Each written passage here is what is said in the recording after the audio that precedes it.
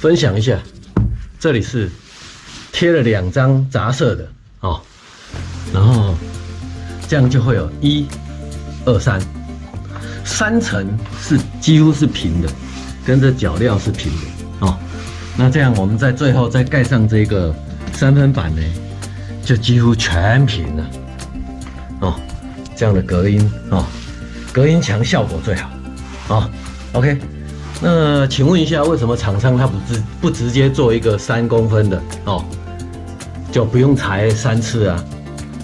我觉得他可以考虑一下，这样生产一个3公分的产品哦，厚度，以上建议应该有效。